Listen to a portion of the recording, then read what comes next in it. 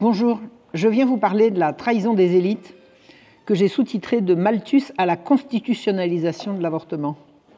Qu'est-ce que c'est que cette évolution du monde dans lequel nous vivons? Je vais vous raconter ça en faisant un petit bond en arrière au XIXe siècle.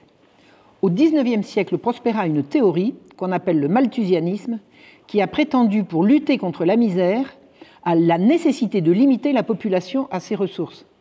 C'est-à-dire que c'est une théorie qui dit si les gens sont pauvres, c'est parce qu'ils font trop d'enfants. Voilà. Donc, pour ce faire, pour limiter la misère, c'est un pasteur anglais qui s'appelait Malthus. Il a proposé, d'une part, le mariage tardif et d'autre part, l'abstinence en dehors du mariage. Les néo-malthusiens, le néo-malthusianisme, s'est apparu plus tard, à la fin du XIXe siècle, et a prétendu permettre aux femmes de se libérer des maternités non désirées sans renoncer à avoir une vie sexuelle. Ce qui n'est pas du tout la même chose que ce que proposait le pasteur Malthus.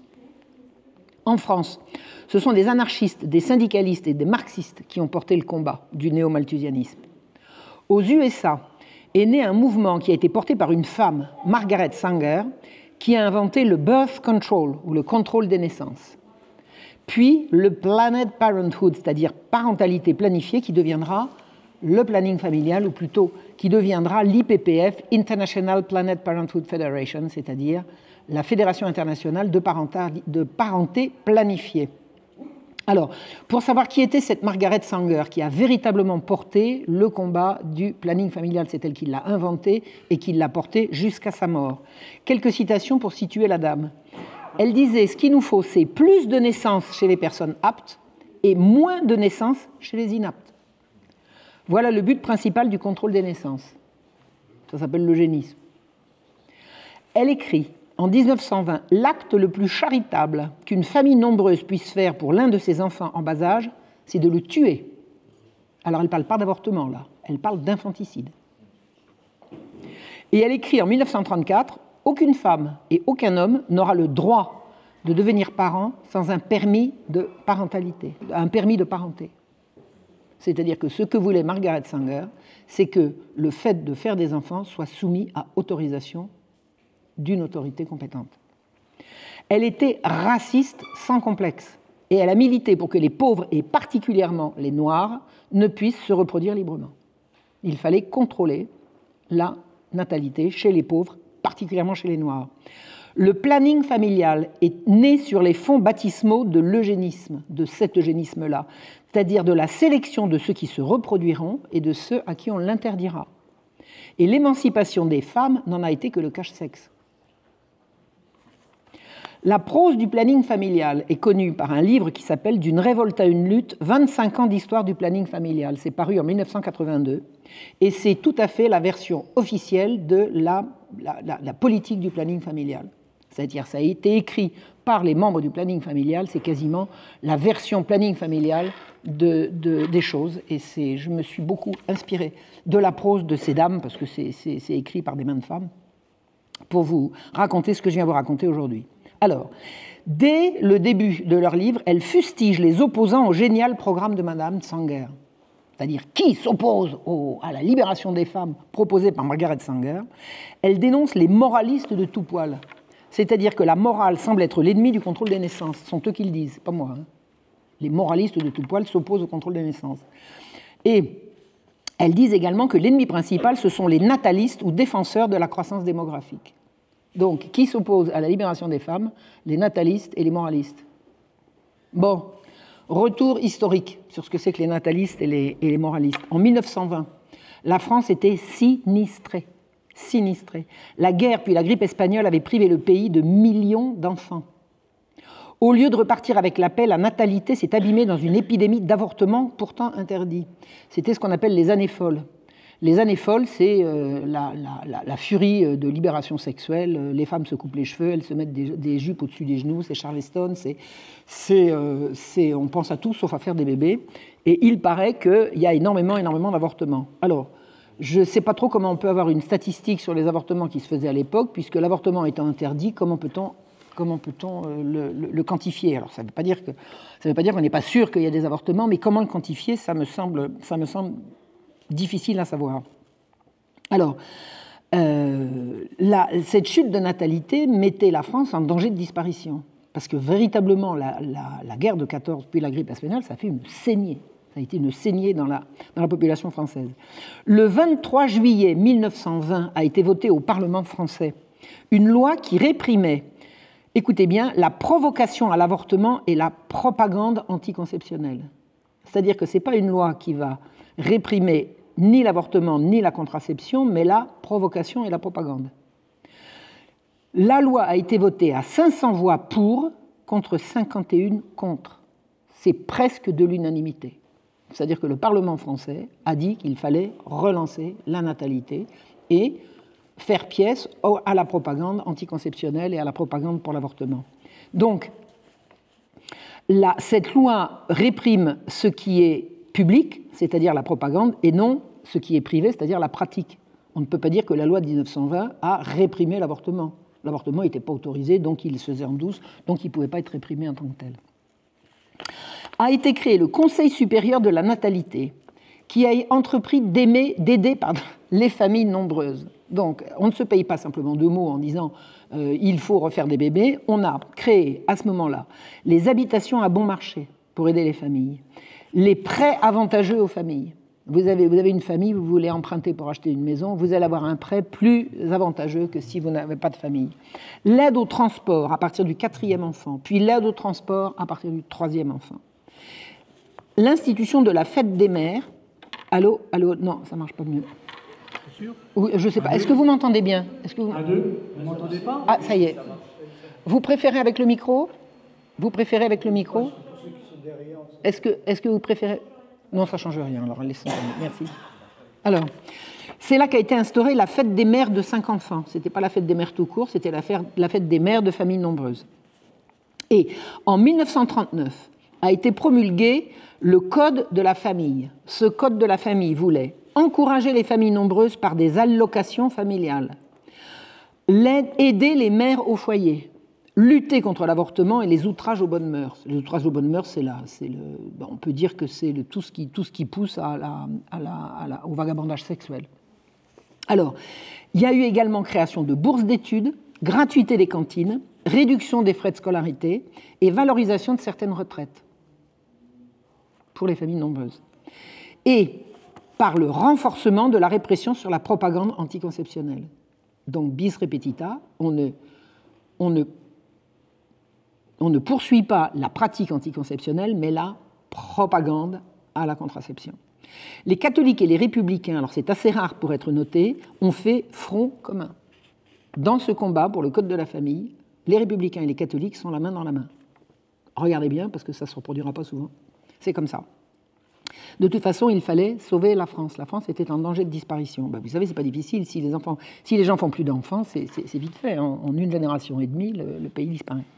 Donc, la loi de 1938, donc ce fameux Code de la famille, a attribué des allocations familiales à tout le monde sans exception.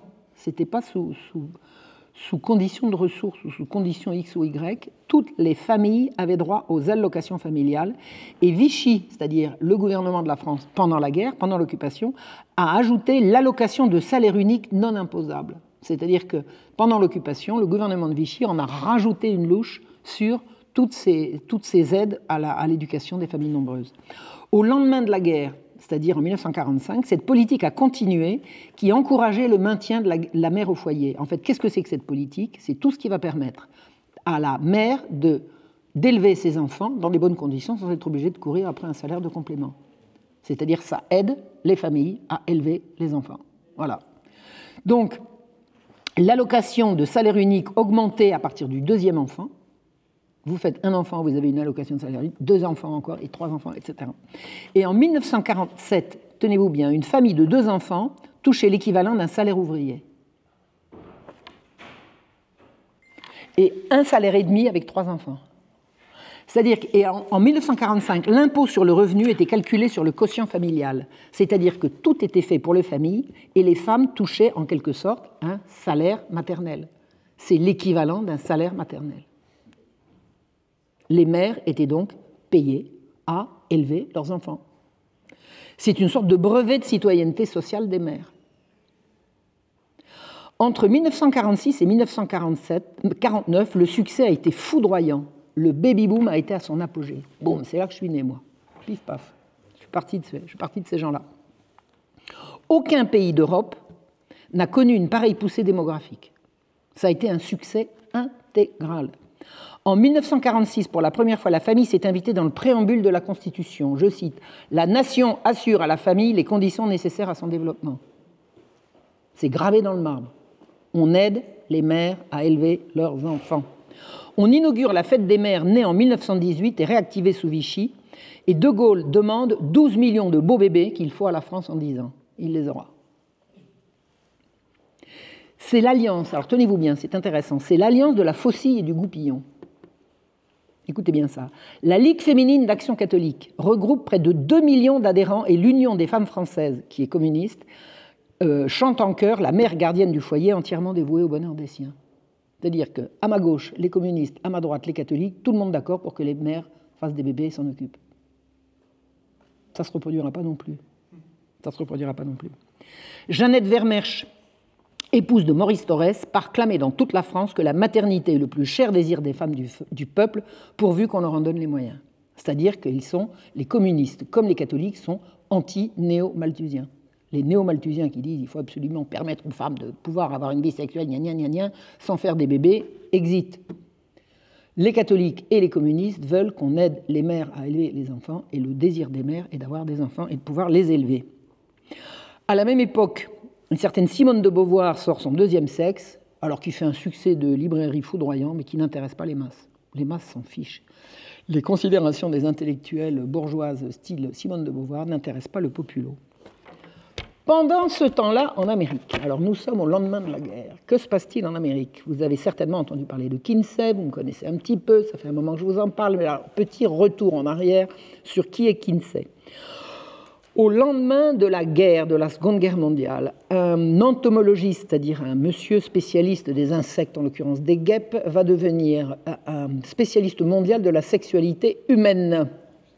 Il va publier 2 rapports, prétendument faits scientifiquement, qui expliquent tout ce qui fonde la morale habituelle aux États-Unis, puisque c'est aux États-Unis qu'il s'adresse, ensuite il s'adressera au monde, qui dit que l'avortement c'est très vilain, que les couples sont fidèles, que l'homosexualité est à la marge, tout ça ce sont des mensonges. Monsieur Kinsey explique que tout le monde couche avec tout le monde, que tout le monde trouve ça bien, que les gens sont très heureux à du vagabondage sexuel, que tout le monde avorte, que la fidélité est un leurre, que tout ça, ça n'existe pas. Et il invente également... Alors, il a promu l'homosexualité tous azimuts par des statistiques faussées. Il a dressé un tableau des pratiques homosexuelles aux États-Unis en l'absence des hommes qui étaient comme il a fait sa statistique pendant la guerre, donc c'est pas difficile. Les hommes pendant la guerre, ils étaient en Europe. Ils étaient en Europe, donc les femmes étaient seules. Et il est allé, pour pouvoir faire ses interviews et poser des questions sur la réalité de la vie sexuelle des hommes, il est allé dans des prisons et dans des bars gays. Et il a sorti ses statistiques là-dessus. Alors je vais autant vous dire que la réalité de la pratique sodomite chez les hommes pendant la guerre, dans les populations qu'il a visées, ça n'était absolument pas représentatif de la population américaine. Donc en fait, il a fait des statistiques faussées, il a mélangé des données courantes avec des données à la marge, et il a sorti un rapport absolument tronqué, expliquant que toute la morale sexuelle américaine, qui était une morale extrêmement pudibonde, hein, les Américains n'ont pas connu la révolution sexuelle qui a eu lieu en Europe, notamment en Allemagne et en France, au lendemain de la guerre. Aux États-Unis, c'était resté extrêmement pudique, extrêmement pudibond même. Hein, c'était même pudibond. Je veux dire, pudique, c'est une chose, pudibond, c'est encore plus. Et il est arrivé là-dedans avec son rapport, il a tout bouleversé. Si vous voulez, vous imaginez que c'est la chasteté avant le mariage et ensuite c'est la fidélité, pas du tout, tout le monde couche avec tout le monde, ça commence très jeune. Et le pire du pire du pire qu'a sorti Kinsey, il a sorti dès 1948 sur son rapport sur la sexualité des hommes et ensuite 1954 sur la sexualité des femmes, mais c'est surtout son rapport de 48 qui a été le plus déterminant. Il a, à partir d'expériences abominables, prétendu que les enfants ont une vie sexuelle dès leur naissance.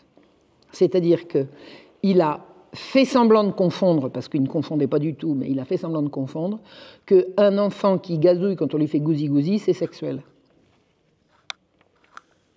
moyennant quoi on peut sexualiser les enfants. Cherchez pas, ce qui se passe à l'heure actuelle dans les écoles et ce qui se passe à l'heure actuelle à l'échelle mondiale n'est que l'application des préceptes de Kinsey qui prétend que les enfants sont sexuels dès la naissance. Alors que, excusez-moi, mais je n'ai pas besoin de vous en convaincre, mais on va enfoncer le clou, la différence entre un enfant et un adulte, c'est précisément la vie sexuelle. L'enfant est présexuel. Ça ne veut pas dire qu'il n'a pas un sexe, mais ça veut dire qu'il n'a pas de désir sexuel à proprement parler. Il n'a pas à avoir une vie sexuelle. Et veut-il en avoir une, il est de la responsabilité des parents et des éducateurs de l'en préserver. Si on veut qu'il fasse des études, si on veut qu'il s'éduque, si on veut qu'il apprenne à se maîtriser, il faut absolument qu'il apprenne à maîtriser ça. Donc, le rapport Kinsey, absolument mensonger sur la sexualité prétendue des enfants, a fait des ravages à travers la planète entière, des ravages. Toute la politique, à l'heure actuelle, de l'Organisation mondiale de la santé, toute la politique d'éducation à la sexualité dans les écoles, et se fait à partir des rapports tronqués de Kinsey. C'est une dame, Judith Reisman, une américaine, qui a découvert le poteau rose en 1981. 81-82, elle a découvert que les prétendues études de Kinsey sur la sexualité des enfants avaient été faites à partir du viol et de la torture de milliers d'enfants qu'on avait confiés à un pédosadique, à un pédocriminel. Et personne n'a jamais remis en cause les rapports Kinsey. Vous pouvez chercher où vous voulez, personne n'a remis en cause les rapports Kinsey. Jamais. Il n'y a aucune étude internationale, aucune commission d'enquête n'a pu mener quelques recherches et quelques conclusions que ce soit sur ces horreurs. Donc, pendant que la France relance une politique maternelle, aux États-Unis, on va lancer une bombe qui va tout fiche en l'air. Parce que la conclusion des rapports Kinsey, alors Kinsey a été financé par l'Institut Rockefeller, et protégé et promu par la CIA. C'est une troïka. Kinsey, Rockefeller, CIA, ils ont marché la main dans la main depuis 1948 jusqu'à nos jours. Et ça continue. Et ça continue. Hein, ça n'est absolument pas terminé. Voilà.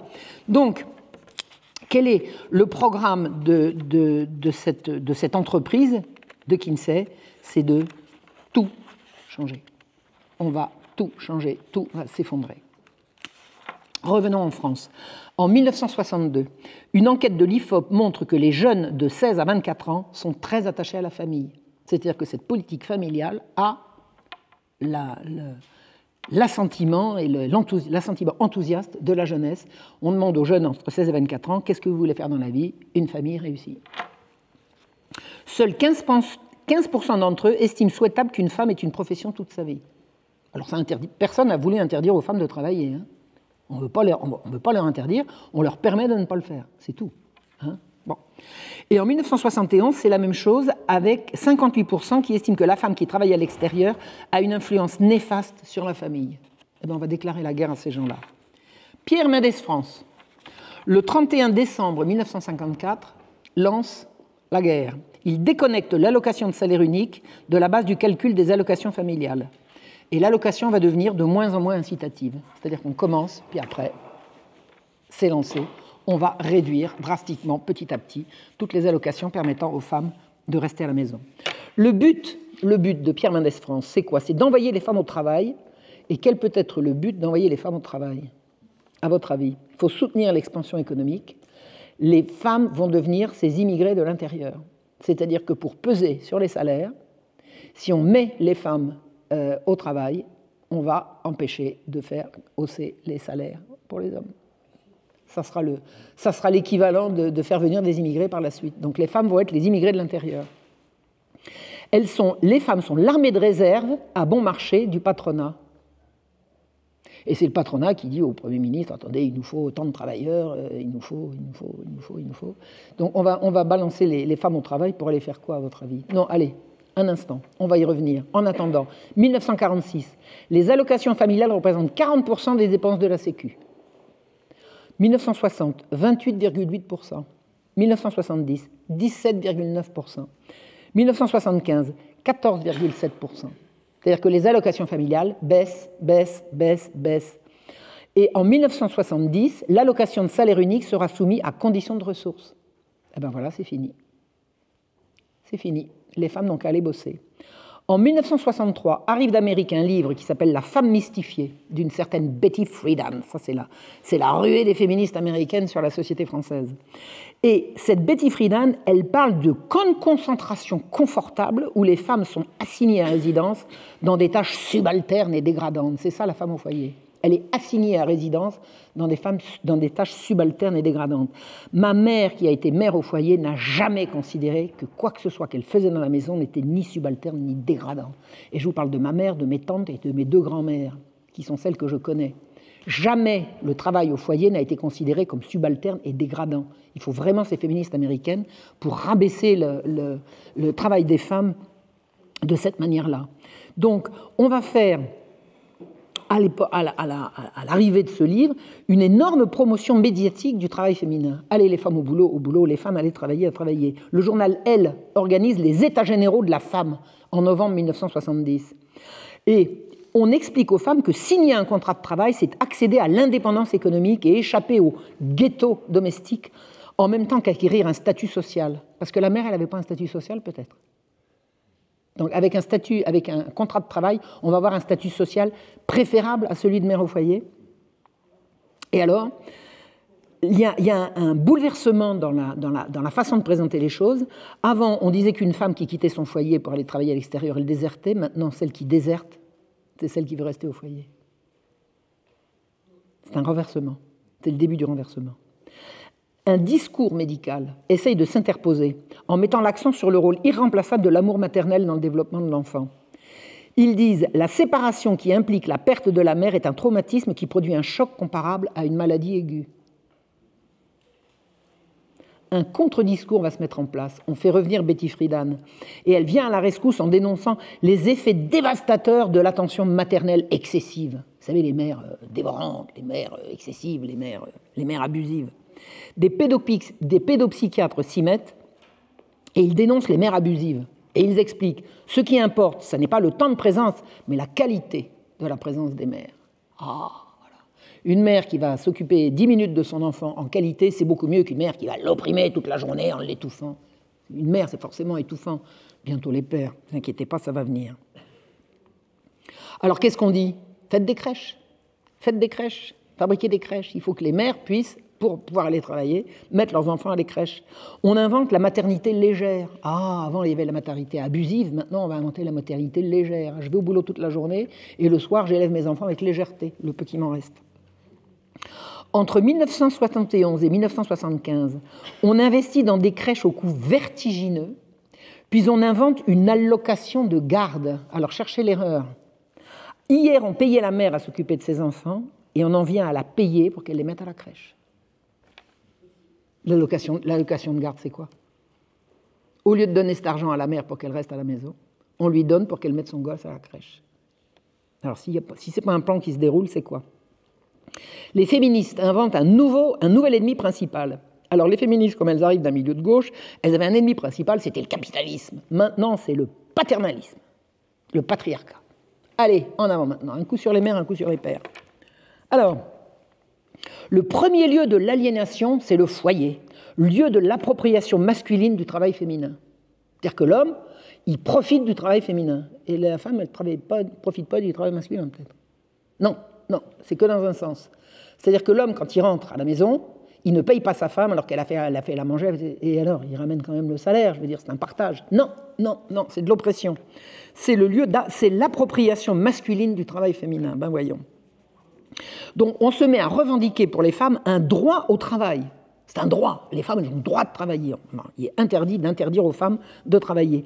Alors que les hommes dénoncent de plus en plus le travail comme une corvée faite d'humiliation et de soumission, parce que c'est quand même les années où on explique que le travail est de plus en plus aliénant. C'est le travail répétitif, c'est le travail... Moi, j'ai souvenir de ces dénonciations, les journées à l'usine avec le contremaître qui vous exaspère, etc. Enfin, le travail, c'est le lieu d'aliénation pour les hommes, mais ça va être le lieu de libération pour les femmes. Ben, ça doit être ça, oui. Alors, on somme les femmes d'estimer la soumission à l'employeur supportable, alors que la dépendance vis-à-vis du mari qu'on aime est insupportable.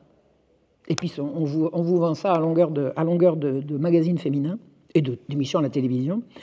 À quoi, alors, je vous pose la question, à quoi peut rêver une femme levée à 6 h du matin, qui a emmené son petit à la crèche, a couru pour attraper un train bondé, éventuellement un bus, pour la mener en 1 heure au moins vers un centre de tri où elle va faire un travail répétitif complètement crétin toute la journée et très très mal payé. Et à la suite duquel, après 8 heures, elle va repartir dans l'autre sens, chercher son bambin qui a probablement été changé de crèche vers une nourrice parce que la crèche est fermée plus tôt que son heure d'arrivée. Et où elle est obligée de faire quelques courses avant d'arriver à la maison. Non mais attendez, c'est quoi? À votre avis, elle rêve à quoi? Elle rêve à quoi? Oh! Elle n'était pas mieux, non? Avant? Enfin non, pareil que non. Enfin, bref, moi je me souviens quand même que quand j'étais gamine, il y avait les jeunes qui étaient privilégiés. On n'appelait pas ça privilégiés, on disait chanceux. Privilégiés, non, chanceux. Qui avaient maman à la maison. Et puis les autres, tu comprends, ma mère travaille. Donc quand je rentre à la maison, le goûter, il n'y a pas de goûter. Quand maman arrive, elle est fatiguée. Enfin bon, c'est... Alors que moi, quand je rentrais d'école, maman était là. Maman était là. Et nous, on avait la chance d'avoir... Et maman qui était tellement mignonne. Alors j'ai retrouvé, vous savez, quand Copain d'avant est arrivé, il y a des tas de connexions qui se sont faites de gens qui s'étaient connus à l'école primaire. Et, oh écoutez, je suis tellement émue de vous raconter ça. Il y a une personne qui m'a dit, Marion, je me souviens de toi quand on était à l'école primaire. Ma mère travaillait et quand on rentrait de l'école, ta maman me faisait à goûter. C'est-à-dire qu'elle habitait juste en face, de l'autre côté de la rue. Et sa maman, à elle, ne lui faisait pas à goûter parce qu'elle arrivait plus tard puisqu'elle travaillait. Elle me dit, j'ai souvenir de ta maman qui nous faisait à goûter à toi et à moi. C'est beau, hein? Voilà. Voilà. Mais mon père avait gagné suffisamment bien de sa vie pour que maman puisse s'occuper de nous. Où en étais-je venu? Voilà, alors, entre 1972 et 1974, le mouvement féministe va réactiver les théories malthusiennes du début du siècle. Et à ce moment-là, la natalité chute. La natalité chute. Les petites filles vont commencer à troquer les baigneurs et les dinettes pour des poupées Barbie. Hein? On a vu passer ça, hein? Ça vous évoque quelque chose? La nouvelle femme, elle a des hanches étroites, elle n'a pas de sein, elle a une ligne filiforme et une maigreur maladive. Et il faut savoir que l'éruption de ce nouveau modèle est concomitant avec la chute de la natalité. Avant, la femme, elle est ronde, elle a des rondeurs, elle a les rondeurs maternelles et maternantes, elle va devenir filiforme et sac d'os. C'est la poupée Barbie, elle n'a aucune forme. La poupée Barbie, c'est un fil. Hein. Ah non.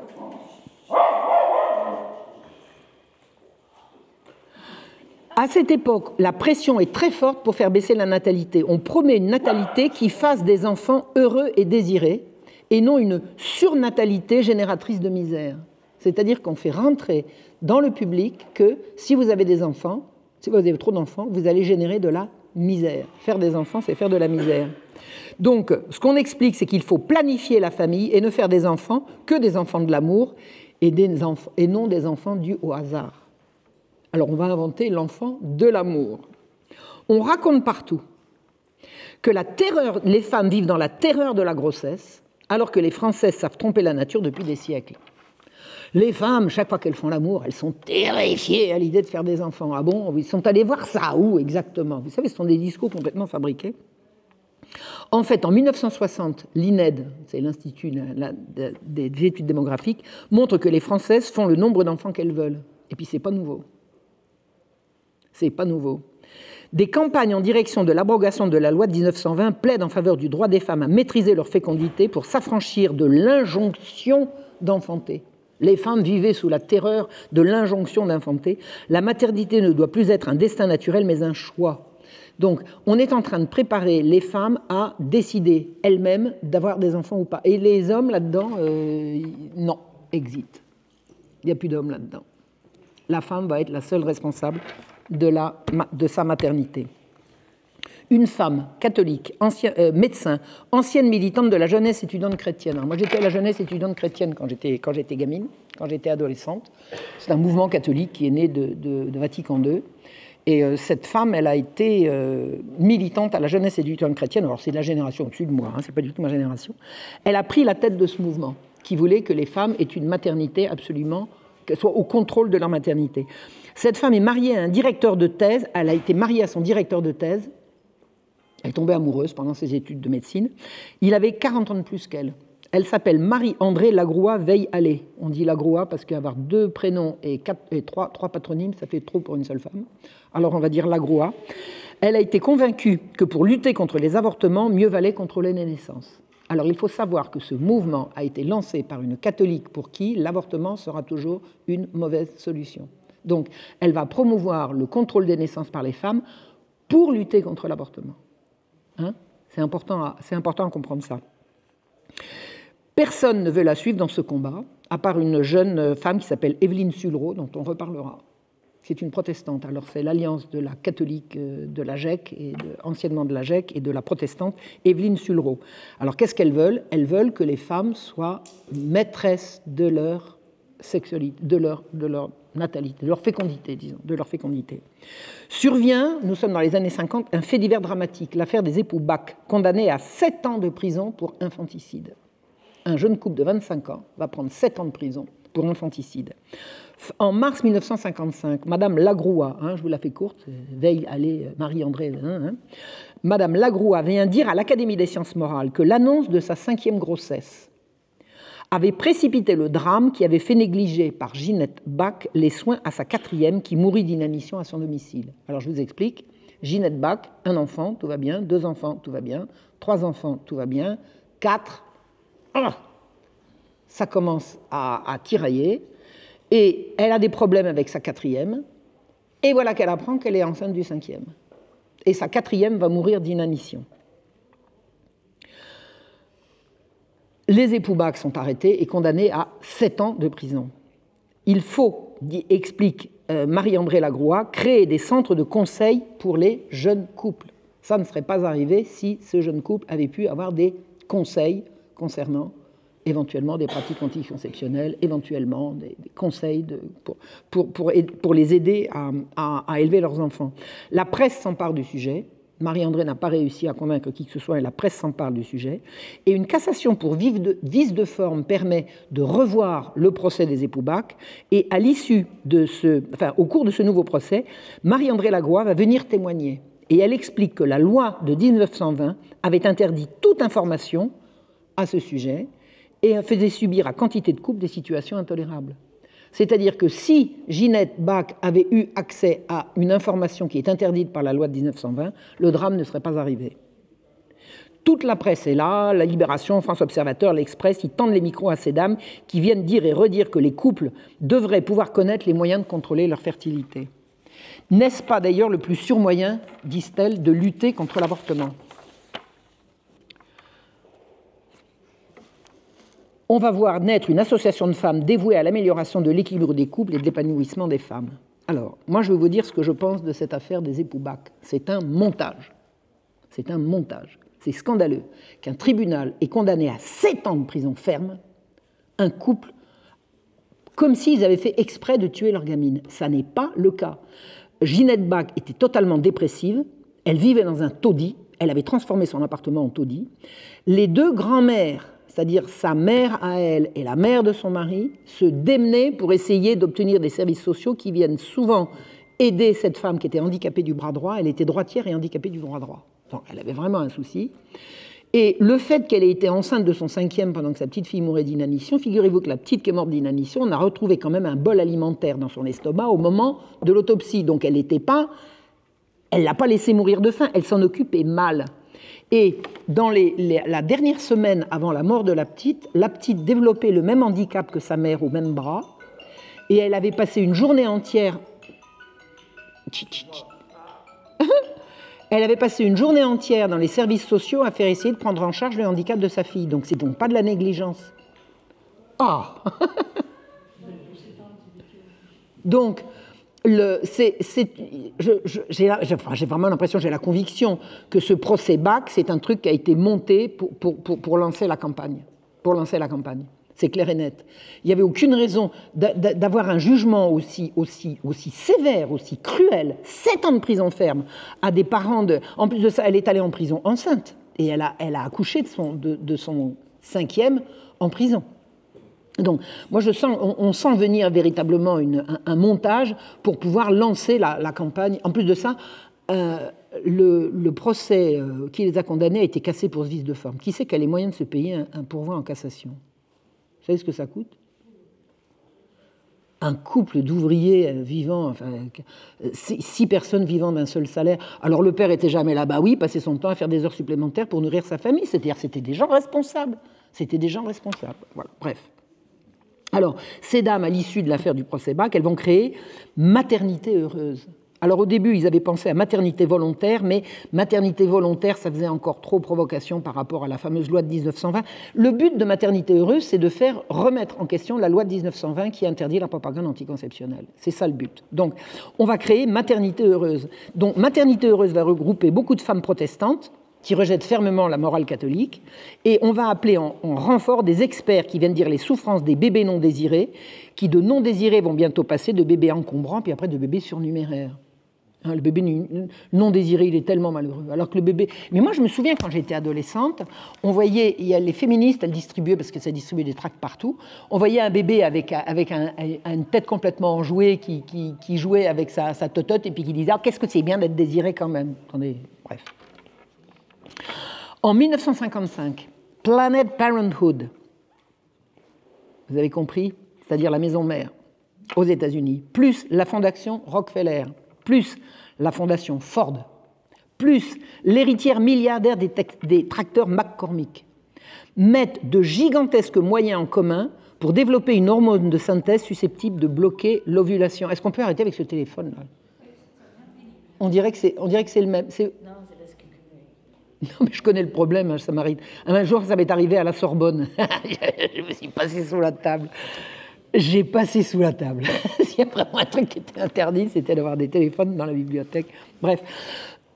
Donc, ces gens, ces grands capitaines d'industrie et de la banque, mettent des gigantesques moyens en commun pour développer une hormone de synthèse susceptible de bloquer l'ovulation. Vous avez reconnu la pilule. On va tester sur des portoricaines. Et en 1957, la Food and Drug Administration, c'est-à-dire le gouvernement américain, donne l'autorisation de mise sur le marché de la pilule. En 1960, Maternité heureuse devient le planning familial qui va s'affilier à l'IPPF. Ces dames ont-elles alors compris à quoi elles avaient servi leur combat? Est-ce que vous pensez que la Fondation Rockefeller et la Fondation Ford et les tracteurs McCormick se soucient du bien-être des femmes françaises et du bonheur des femmes françaises? De quoi s'agit-il? Il s'agit de bloquer la population mondiale. C'est la mise en place du programme eugéniste. L'eugénisme, c'est seuls les gens aptes pourront se reproduire et les inaptes ne pourront pas. Ils sont obligés d'obtenir des permis de parentalité. C'est le programme de Margaret Sanger. Le programme du Planned Parenthood, qui est devenu le planning familial auquel s'est affiliée Maternité heureuse, est un programme de limitation des naissances aux gens aptes. On veut empêcher les gens de faire librement des bébés. L'ORTF, ancienne chaîne société de télévision avec une chaîne unique, a organisé un faux débat entre Marie-André Lagroua, présentée comme médecin spécialiste de la contraception, et un téléspectateur sélectionné par SVP. Vous ne vous souvenez pas de SVP, si vous avez connu. SVP, c'était un central téléphonique qui, du temps que il y avait des lettres également dans les numéros de téléphone, ce qu'elle faisait SVP, c'est une société qui s'appelait SVP, qui avait le standard avec 9999 chiffres derrière le SVP. Donc c'était le plus gros standard de France. Et quand il y avait des émissions à la télévision, on demandait aux téléspectateurs d'intervenir, on empruntait, on demandait à SVP de prêter son standard, et les téléspectateurs appelaient SVP et ils pouvaient intervenir avec les gens qui étaient sur le plateau. Donc, l'ORTF organise un débat où Marie-André Lagroua, présentée comme médecin spécialiste de la contraception, elle était quand même militante de Maternité heureuse, donc du planning familial, ce qui était devenu le planning familial, et un téléspectateur qui avait été sélectionné par SVP. Et vous savez qui c'était le téléspectateur?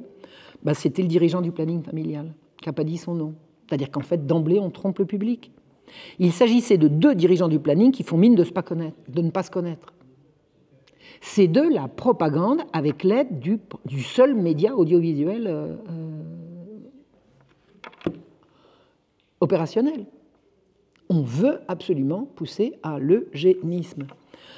Au Parti communiste, figurez-vous qu'ils ont compris. Et ils ont hurlé. Alors c'est rigolo parce que je découvre les communistes. Moi, j'ai connu tout ça. Je n'étais pas d'accord avec eux à l'époque, mais si j'avais su. Maurice Thorez, vigoureusement soutenu par sa femme Jeannette Vermersch, alors Maurice Thorez, c'était le secrétaire national du Parti communiste, s'oppose de toutes ses forces au progrès du néo-malthusianisme qui, sous prétexte de lutter contre la misère, va priver les travailleurs de leurs enfants.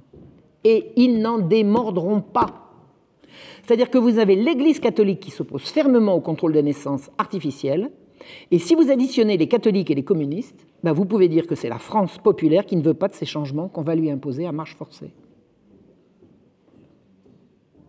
En face, qui va vouloir absolument imposer ces réformes, vous avez des militants protestants, des militants juifs. Alors le mari de Marie-André Lagroix s'appelait Veil Allais, c'était un juif sioniste, mais alors sioniste de chez sioniste, hein, il faisait régulièrement des voyages en Israël qui venaient de naître, hein, c'était un sioniste patenté, et la franc-maçonnerie.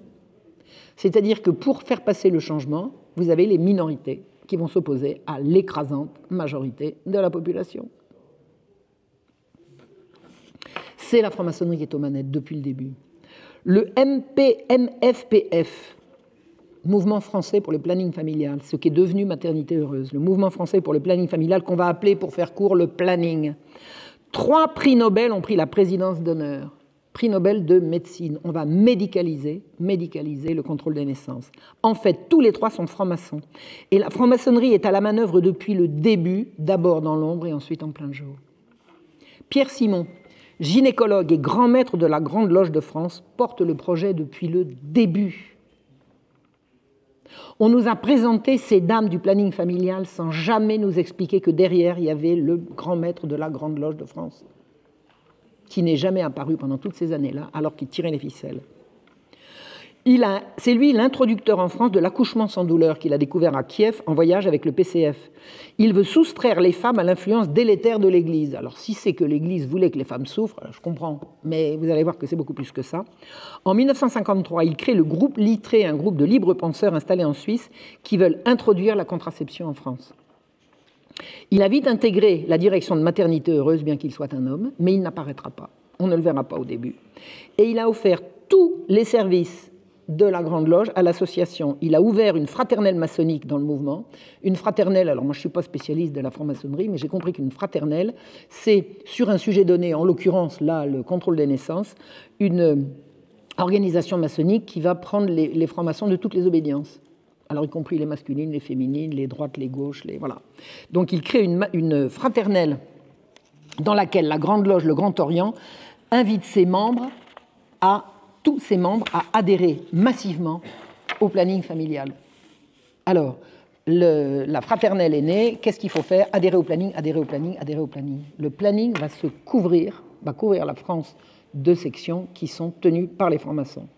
La fraternelle convoque le banc et l'arrière-banc pour adhérer partout. Elle dit, alors c'est lui qui dit, Pierre Simon, nous avons passé avec nombre d'amis 12 à 13 années tous les week-ends à parcourir la France partout où nous avons créé des centres dits de planning familial dont nous avons assuré le contrôle de telle sorte que nous tenions la machine en main. C'est eux qui le disent, hein. De manière à ce qu'il y ait une version unique de tout ce que la contraception pouvait amener aux Françaises. Ça ne peut pas être plus clair. Pierre Simon et ses amis ont tout tenu pendant des années. C'est un véritable contre-pouvoir à l'ordre des médecins. Ils sont plus forts que l'ordre des médecins pour définir l'éthique médicale. L'Église étant une forteresse de superstition et de croyance, disent-ils, Pierre Simon a voulu définir un nouveau concept de vie, excusez du peu, en dehors de la morale chrétienne.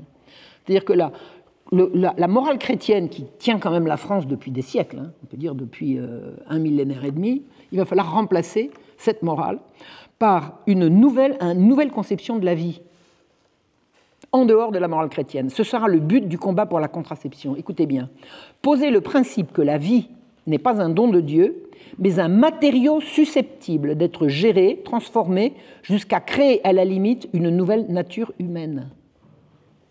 Mais ils se prennent pour qui, ces gens? Créer une nouvelle nature humaine, maintenant.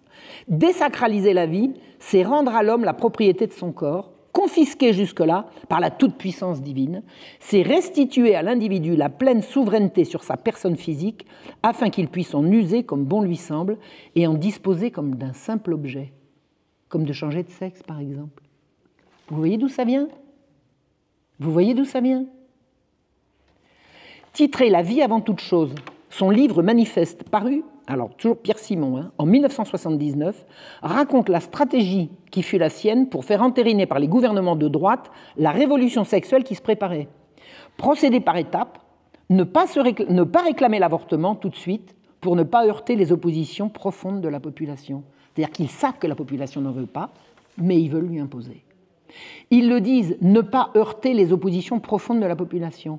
Donc, la population française ne veut pas de ces réformes et ils expliquent comment ils vont faire pour le lui imposer. On va d'abord attaquer la loi de 1920, puis après, avec la révolution sexuelle, multiplier les grossesses non désirées qui feront désirer l'avortement. C'est comme ça que c'est passé. Présentée comme le moyen d'éviter l'avortement, la contraception n'en sera que l'avant-propos. Et ça, ils ne l'ont pas dit à Marie-André Lagroua, la chrétienne, la catholique. Elle a sincèrement voulu promettre le néo-malthusianisme pour lutter contre l'avortement, alors qu'elle a servi de marchepied. Pierre Simon fut le conseiller quasiment attitré de 3 ministres de la Santé, Robert Boulin, Michel Poniatowski et Simone Veil. Jamais le mouvement pour le planning familial n'a disposé de plus de 100 centres et entre 450 et 800 médecins et tout au plus 100 000 adhérents. L'adhérente moyenne, c'était des femmes mariées entre 20 et 30 ans, plutôt classe moyenne, envoyées là par la presse, les syndicats d'instituteurs, la mutuelle de l'éducation nationale ou la Ligue de l'enseignement, c'est-à-dire la franc-maçonnerie. On n'y trouve pas des ouvrières chargées de familles nombreuses, figurez-vous, parce qu'à l'origine, c'était quand même bien la cible. Elles n'y sont pas. Au planning, on distribue des diaphragmes dont Pierre Simon bourre ses valises à chaque voyage. Il importe également des stérilets qu'il revend 1000 francs pièce aux cliniques privées. Une affaire qui marche, la contraception. On lui reprochera d'être l'expert grassement rétribué de l'industrie pharmaceutique. Il était effectivement expert de toutes les grandes boîtes qui vendaient de la gelée spermicide, de la pilule, etc. etc. Marie-André Lagroua devient de plus en plus perplexe face à l'évolution de son bébé. C'est elle qui a porté ce planning familial. Elle n'est pas pour la pilule. Elle n'est pas d'accord avec la pilule. Elle a toujours plaidé pour l'écoute et le conseil des couples, mais pas pour une dérive de facilité qui va faire chuter la fécondité. Et un jour, elle fait un discours en disant « La chute de la fécondité, que je ne veux pas plus que vous ». Elle se trompait. Elle ne voulait pas, elle, et les autres la voulaient. En fait, c'est une guerre faite au christianisme, et elle est catholique. Comme l'Église prône la maîtrise de soi et pas la négation de la nature, elle veut la responsabilité du couple. Les médias continuent leur propagande en criant au danger de l'explosion démographique. Il y a urgence. Urgence de quoi ? Urgence d'explosion démographique. Est-ce que vous savez que c'est un leurre et que c'est un mensonge depuis le début ? L'explosion démographique est une action de propagande. Et pour parler de l'explosion démographique, on va passer le micro à des experts du planning familial et on tourne en rond. Et on tourne en rond.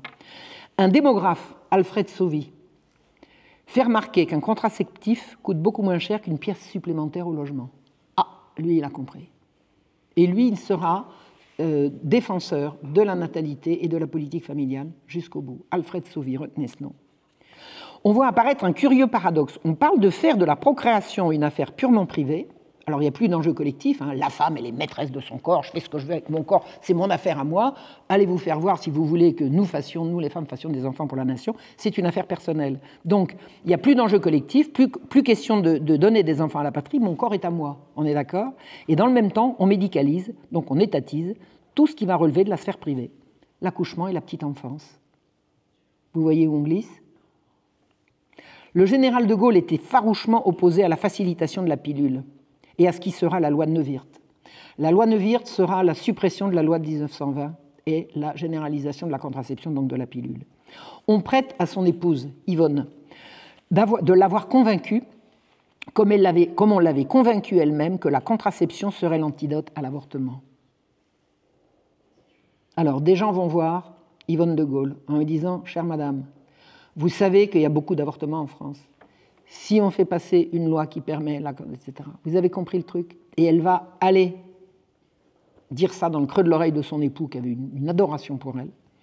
Et le général de Gaulle va laisser faire la loi Neuwirth. Alors, l'explication qu'on donne, c'est la chose suivante. C'est logique. La contraception empêche le train de partir sans ordre. L'avortement fait dérailler le convoi. L'avortement apporte la mort. La contraception respecte la vie et y prépare. L'avortement constitue à tout le moins un accident et la contraception est le moyen d'éviter cet accident.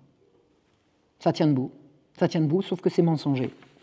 Le vote de la loi Neuwirth a lieu le 19 décembre 1967. Il sera fait à main levée, donc sans relever les noms. C'est un vote irresponsable. Vote à main levée. Et en plus, vote à main levée, on peut rajouter. Récemment, on a vu des entourloupes comme ça au Parlement. On vote à main levée, la loi est passée. Non, il y a des gens qui disent non, on recommence. Non, c'est passé. Non, on relève les noms. Et quand on relève les noms, c'est plus les mêmes résultats. Ah bon, tiens donc. Mais surtout, quand on relève les noms, on responsabilise. Alors que là, ça s'est fait à main levée.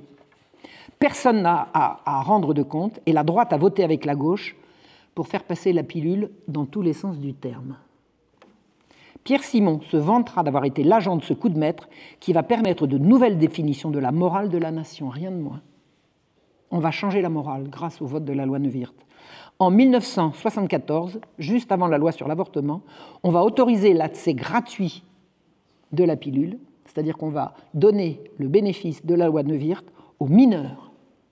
Et savez-vous qui va profiter de cette loi? Un certain Gabriel Matzneff, qui va aller voir sa copine Michel Barzac avec des gamines de 13-14 ans en lui disant « Filez-leur la pilule, que je ne prenne pas de risque. » C'est pas beau, ça?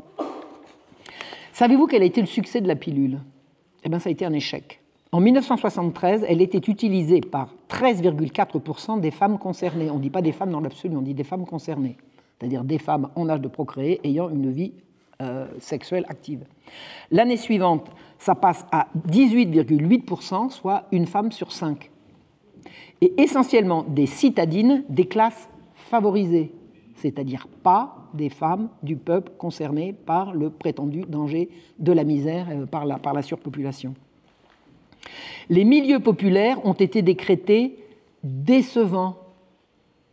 Les femmes du peuple sont décevantes. Mesdames du peuple, vous décevez ces dames de la haute. Parce qu'elles ont voulu votre bonheur et vous n'en voulez pas. Ah, l'influence encore délétère de l'Église sur le bas populo. Ce mépris du peuple, c'est effroyable. En fait, qu'est-ce qui se passe? C'est que le public n'a pas confiance et les effets secondaires sont dénoncés par les femmes. Les femmes qui prennent la pilule, elles expliquent prise de poids, nausée, baisse de libido, alors là c'est le comble, c'est le comble parce que c'était pas le but, sans compter l'astreinte d'une prise de comprimés perpétuelle. La pilule est un échec. Alors on relance une campagne médiatique pour discréditer les réfractaires au paradis chimique. Et hop, on repasse le micro, on repasse les interviews, les journaux, la presse féminine, la radio, la presse, la télévision. Et la présidente du planning familial, qui s'appelle à l'époque Simone If, elle écrit « Toutes les erreurs scientifiques ou pseudo-scientifiques, qui circulent sur les méthodes contraceptives sont à analyser comme un phénomène de résistance au changement. » De quel droit elle dit ça? De quel droit elle s'interpose entre ce que veulent ou ne veulent pas les femmes et la réalité? Mais c'est incroyable, c'est incroyable. L'Ordre des médecins explique « Le rôle d'un praticien n'est pas de prescrire des médicaments à des femmes qui ne sont pas malades, logique, ni de modifier artificiellement l'organisme d'un sujet en bonne santé au risque de provoquer un accident. » Alors qu'est-ce qui se passe quand l'Ordre des médecins dit ça? Eh bien, Pierre Simon va les voir en leur rappelant que l'Ordre des médecins a été fondé sous Vichy. Alors, si vous ne voulez pas qu'on vous accuse de... veuillez vous taire, s'il vous plaît. On omet de dire que le premier projet de création d'un ordre des médecins a été créé par un socialiste en 1928. On ne le dira pas. Mais comme le maréchal l'a mis sur pied en 1940 des bananes, je ne sais pas exactement quoi, on va rappeler que si jamais vous voulez aller contre cette politique, on va vous rappeler que Vichy égale Pétain, que Pétain égale, etc., etc. La pilule n'a jamais réussi à convaincre plus d'une femme sur 5. Jamais. Et moi, je vais vous raconter une histoire absolument personnelle. En 1970, 9, 10, j'ai pris la pilule pendant 1 an, alors que je n'avais absolument pas besoin. Je n'avais ni amoureux, ni perspective d'en avoir. C'était au cas où. C'est-à-dire que mon médecin de famille m'a prescrit pour rien, de prendre la pilule pendant plus d'1 an. Alors, est-ce que ce n'est pas de l'incitation à la débauche, à votre avis? Parce que ça y ressemble. Quand vous prenez la pilule pour rien, vous commencez à vous demander à un moment donné si vous ne pourriez pas la prendre pour quelque chose. La campagne pour la légalisation de l'avortement a été déclenchée moins d'1 an après le vote de la loi Neuwirth. Le but, c'était de faire passer l'avortement. La direction du planning familial a créé l'Association nationale pour l'étude de l'avortement, immédiatement. On a utilisé des chiffres faux pour pouvoir émouvoir l'opinion. On parle d'1 million d'avortements annuels pour 850 000 naissances. C'est inventé. Des médecins signent un manifeste pour la légalisation. Dès que vous avez des médecins qui se mettent dans le coup, ça fait sérieux, ça fait scientifique. Or, l'INED, toujours l'Institut des études démographiques, a pu calculer, à partir du nombre de décès consécutifs à des avortements, qu'il y a maximum 250 000 avortements par an, ce qui est le quart, mais ce qui est déjà beaucoup. Mais c'est le quart de ce qu'ils annoncent. C'est-à-dire qu'on annonce 1 million, parce que 1 million, ça fait bien. Vous savez, c'est comme les sorcières. 1 million de sorcières. Ça n'a aucune réalité. C'est un chiffre qui est gonflé et qui impressionne. Or, c'est 250 000. Jacques de Rogy, qui est un militant communiste, c'est lui qui a lancé l'affaire des époux Bach.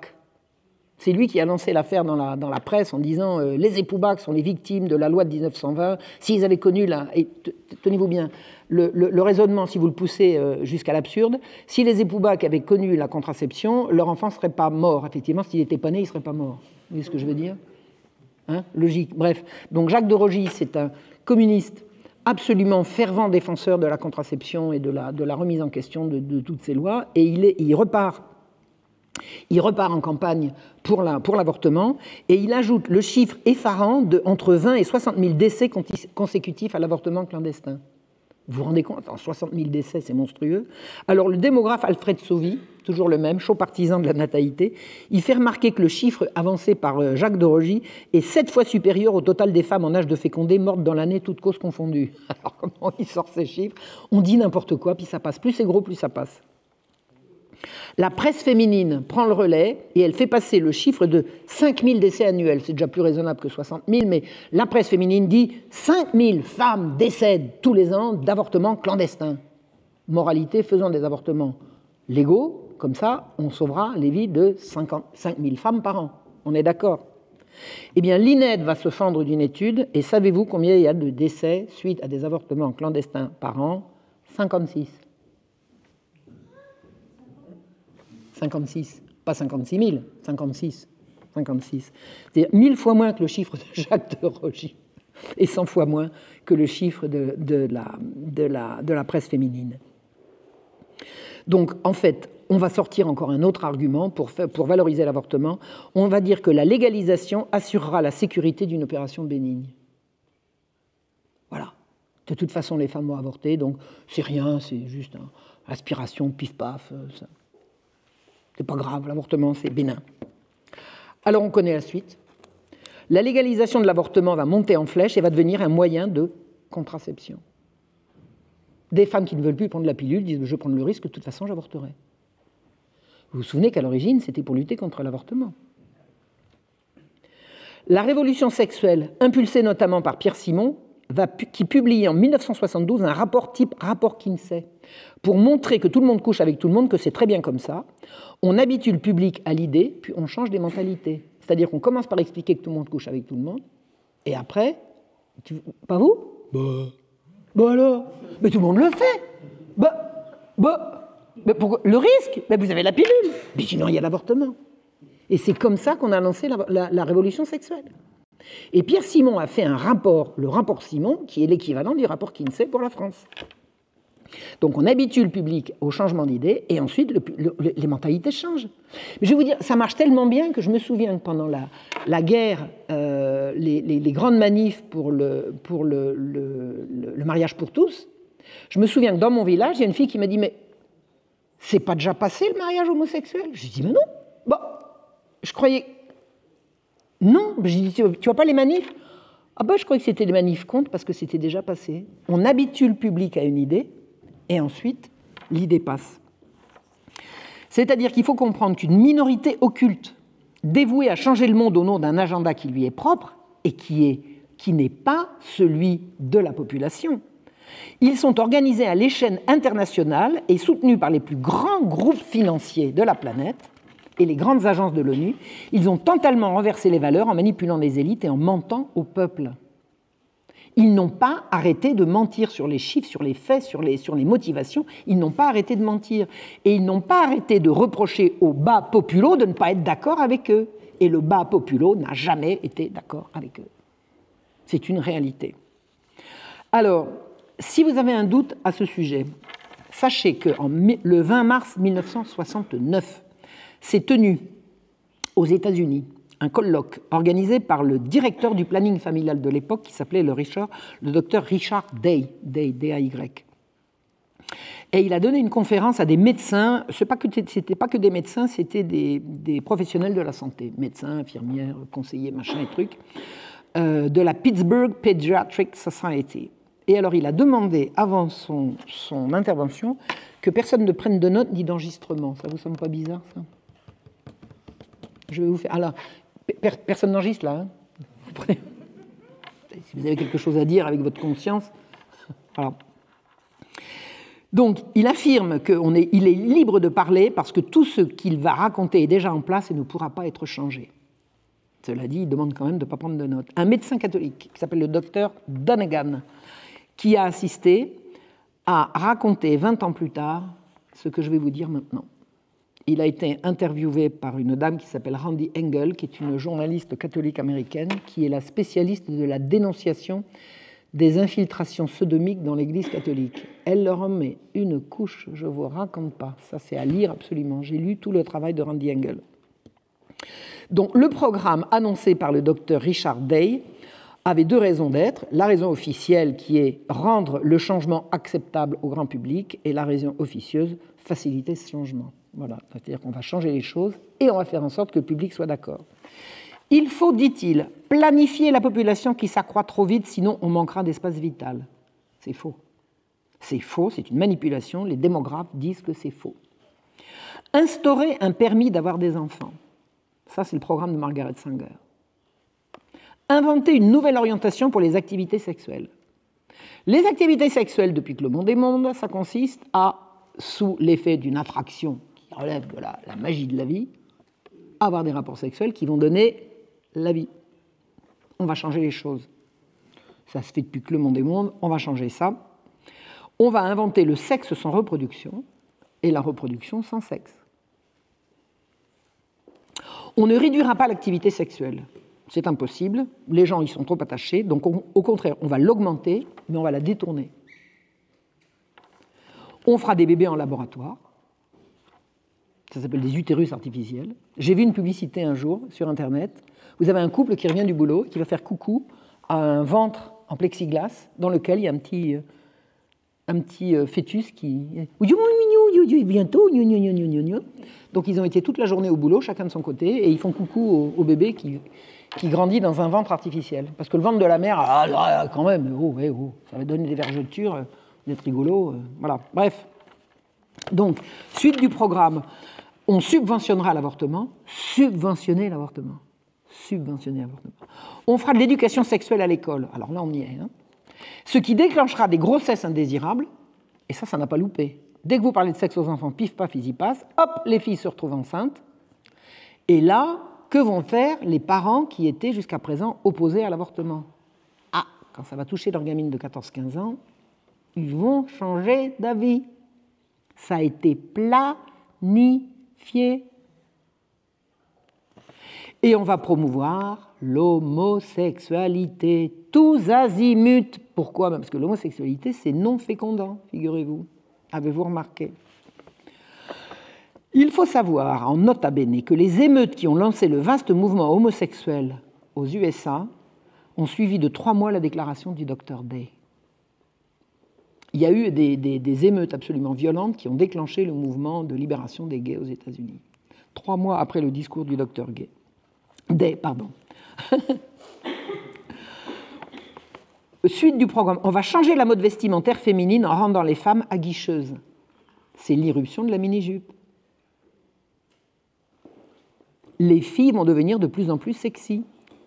La pudeur chez les femmes n'est plus de mise. Moi, j'ai été absolument suffoquée. Un jour, j'ai pris une gamine, une gamine, 18 ans, quoi, en autostop. Quand elle s'est penchée, elle est sortie de la voiture, elle a fait tomber un truc, elle s'est penchée en avant. Elle a le blue jean qui lui est arrivé à la moitié des fesses, elle avait un string. Elle revenait de l'école. Elle va à l'école en string. Excusez-moi, mais c'est quoi ça? C'est quoi ça? On ne peut pas mettre une culotte.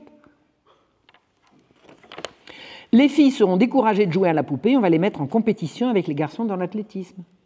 C'est pas idiot ça de mettre une fille et un garçon dans une course à pied, non, ça ne va pas à la tête. On va faciliter les divorces et les mariages ne seront plus stables. Comme de plus en plus de femmes vont travailler, les hommes vont être de plus en plus mobiles et ils vont plus se retrouver. Donc les couples ne pourront plus se faire. Un couple, ça se fait par la présence. Un couple, ça se fabrique par la présence. On va séparer les couples, comme ça ils ne tiendront plus. On va faire accepter la mort aux vieux inutiles. Ça s'appelle l'euthanasie. Ça fait partie du programme. D'abord on fait plus d'enfants, après on tue les vieux. Comme ça on coupe la population aux deux extrémités de la vie. On va appeler ça « aider ses parents à partir dans la dignité ». Hein? La dignité. Alors on va faire une fête de famille, et puis à l'issue de la fête, on va donner la pilule aux vieux. Hein, mon petit papa? Allez, prends ta pilule et dégage. On va, dit-il, sortir des nouvelles maladies incurables. Tiens, ça c'était juste avant le sida. On ne sait pas guérir. Alors il dit on sait déjà guérir la plupart des cancers, mais il ne faut pas que ça se sache. Si on se mettait à soigner les cancéreux, il y aurait beaucoup trop de monde. Un médecin a dit ça. Il faut faire disparaître les grandes religions, d'abord et avant tout le christianisme. Ensuite, on inventera une nouvelle religion pour tout le monde. Ça, c'est au programme. Dr Day. En 1969, le 20 mars 1969. On inventera ensuite une nouvelle religion pour tous. Et il dit on obtiendra de l'aide des églises existantes pour ça. Eh bien, bien vu. Actuellement, l'Église catholique valide ça. L'actuel occupant du Vatican nous valide tout ça. C'est clair. Il dit on encouragera la prise de drogue qui seront toujours interdites. Alors, c'est quoi l'intérêt d'encourager la drogue si on continue de l'interdire? C'est la création de gangs, donc d'insécurité, donc de contrôle de la population par la terreur. Ça va créer une joie de la jungle qui va éliminer les plus faibles. Et c'est ça. La drogue est à la fois interdite et encouragée. Non mais ça, depuis que j'entends parler de la drogue, je le sais ça. La drogue, c'est arrivé à peu près au même moment que la révolution sexuelle. Hein. C'est Woodstock, voilà. C'est-à-dire, c'est interdit et c'est partout. Donc vous êtes en possession de drogue, vous êtes passible de la prison, mais celui qui vous l'a filé, il va bien lui. On ne pourra voyager qu'avec un permis. 1969. On l'a vu. On organisera de grandes migrations de populations qui seront déracinées et on gommera les identités nationales. En cours. Les gens n'auront pas de réserve de nourriture. Vous savez qu'on est en train d'expliquer aux gens qu'il ne faut pas qu'ils aient leur propre potager, leur propre réserve d'eau. C'est dans le programme. Le terrorisme sera utilisé à grande échelle pour faire peur aux populations et leur faire accepter la soumission. On y est, non? On y est là. On va supprimer l'argent liquide. 1969.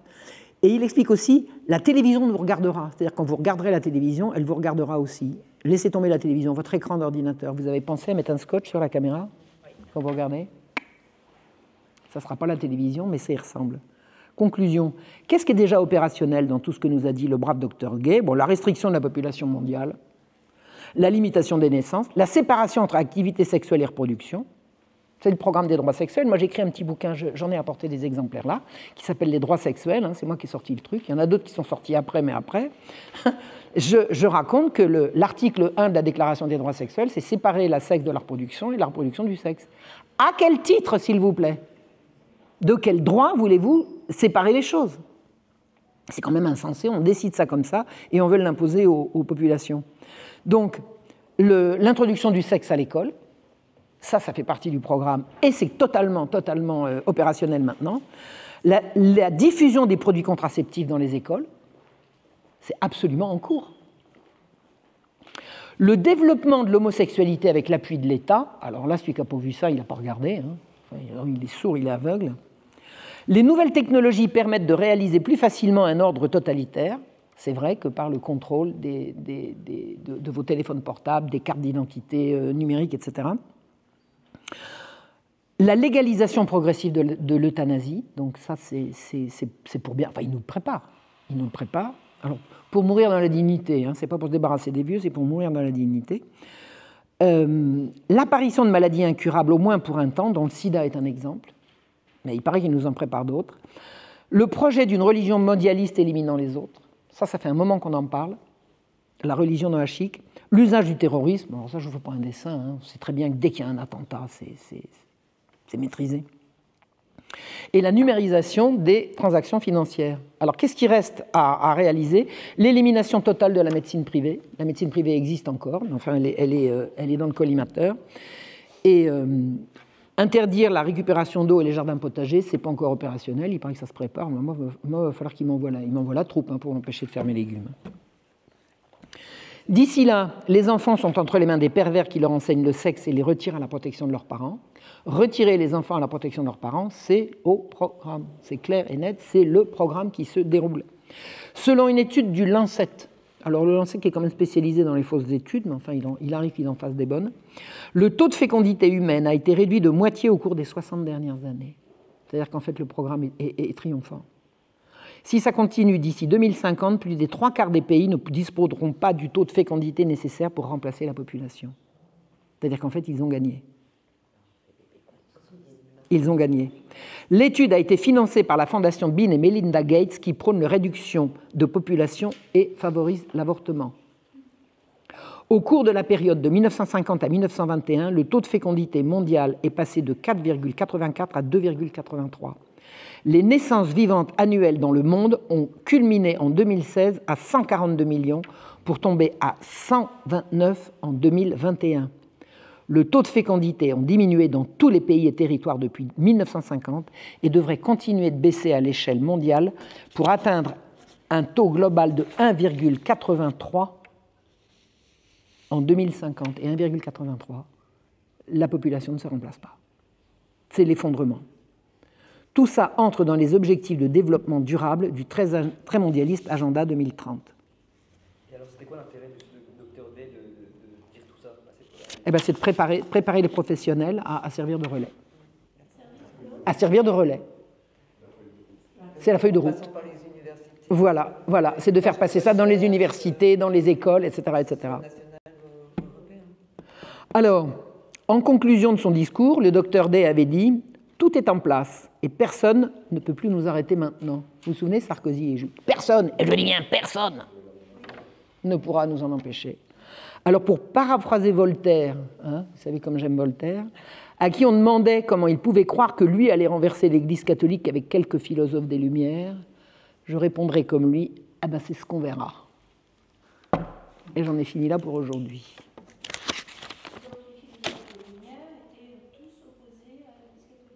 Ah, pas complètement. Bah, c'était leur raison d'être. Écraser l'infâme. Ah bah oui, ça c'est clair. Ça c'est clair. Ça c'est clair. Mais ça c'est l'objet d'une autre conférence, si vous voulez. Là, je suis intarissable parce que les Lumières, c'est... Vous savez, les Lumières, moi je ne suis pas parti en guerre contre les Lumières, je suis parti en guerre contre le mensonge. Et quand je suis arrivé à étudier les Lumières, j'ai dit pourquoi ils mentent tout le temps? Pourquoi ils mentent tout le temps? Il y a quand même un problème. Je vais vous donner un exemple sur les mensonges des Lumières. Vous avez l'époque des Lumières, c'est l'époque où sort l'encyclopédie. Gros dictionnaire qui va faire l'état des connaissances à un instant donné, c'est-à-dire 1749-50 à peu près. Enfin, ça commence en 47, mais en gros, enfin bon, c'est fin des années 1740. Ça va être le gros dictionnaire qui va vous raconter l'état des connaissances techniques, philosophiques, gna gna gna gna gna. Bon. Et quand je suis allé chercher dans le gros dictionnaire en question ce qui avait trait à l'hôpital général, qui était la plus grosse administration de l'époque, de droit privé de l'époque, il n'y a pas une entrée qui en parle. Pas une. Alors, je vais transposer. Nous sommes dans les années 1950. On va faire un gros dictionnaire des connaissances, de l'état des connaissances de la France en 1950. On va tout raconter et on ne va pas parler de la Sécu. Pas une entrée. Hôpital, on ne parle pas de la Sécu. Population, on ne parle pas de la Sécu. Famille, on ne parle pas de la Sécu. Enfant, on ne parle pas de la Sécu. Maladie, on ne parle pas de la Sécu. C'est l'équivalent. C'est quoi? C'est pas un mensonge? C'est comme ça que j'ai découvert. Puis après, j'ai tiré sur la pelote et tout est dégringolé. Mais je cherchais désespérément dans l'encyclopédie. Et alors, à ce moment-là, l'encyclopédie, elle était en cours de mise en ligne. Mais moi, quand j'ai voulu étudier l'encyclopédie, j'allais en bibliothèque, puis je sortais des gros bouquins, c'est grand comme la table. Hein. Puis je cherchais. Il n'y avait pas. Il n'y avait pas. Je peux avoir le suivant. Attendez, il y en a plein. Il n'y avait pas. Il n'y avait pas. L'encyclopédie est un dictionnaire mensonger. C'est un outil de propagande. C'est un outil de propagande.